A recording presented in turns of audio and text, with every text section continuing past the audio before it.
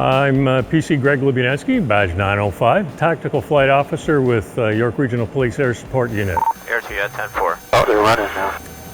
Everything in policing is teamwork. You can't get very much done at all without a team. About 5 feet, 4 feet, 3 feet, 2 feet, should be right there. Thank you.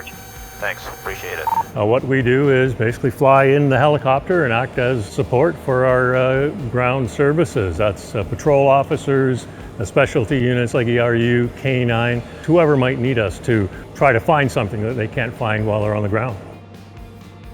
Being a tactical flight officer gives you a completely different perspective of the region that you're policing. The most amazing part of my job is the fact that I know I help the uniformed patrol officers on the road. So this is the best and the most rewarding part of my job. The most important tool is the camera that I have.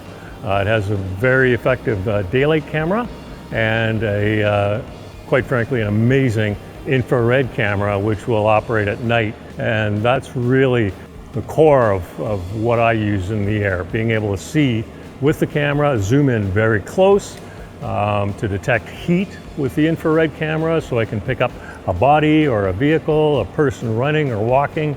That's really the mainstay of what we use in the air for our purposes. Air 2 TPS has the vehicle blocked in. All stopped.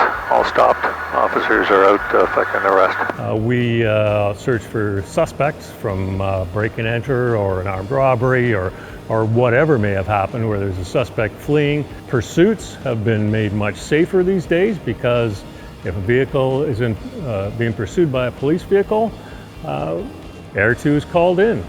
We have the capability to go on and to follow them, so that's one of the best alternates for vehicle pursuits.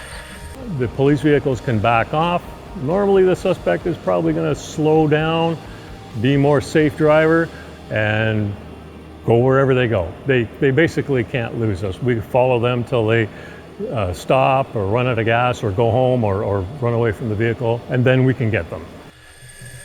And usually we're very successful at the end to apprehend the person.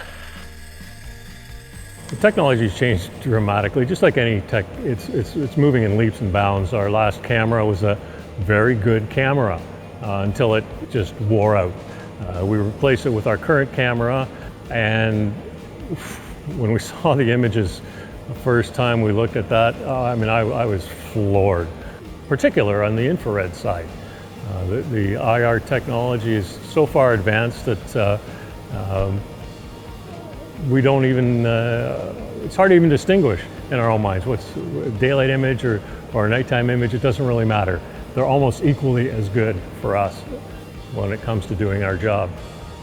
This is the handheld control for our camera, and I can, let's say, choose a target, and I can zoom in, get the information that I need. Let's say if I'm looking for a car or for a person, with the daylight camera I can see obviously the colors and I can see the descriptions, but with the IR camera I can see a lot other details at night. That's the main part of our police work from up here, is the camera, the capability of camera that helps us to do what we do. Obviously public safety is policing's prime directive, and we are a public safety assistive device as well, if you wish. Believe me when I say we can see a lot from 1,000 feet up. We go about 200 kilometers an hour where we need to get to. There's no traffic and no stoplights, and it's a very effective way of getting a job done, and frankly it's a fun way of getting a job done, and I believe we do a darn good job of it here.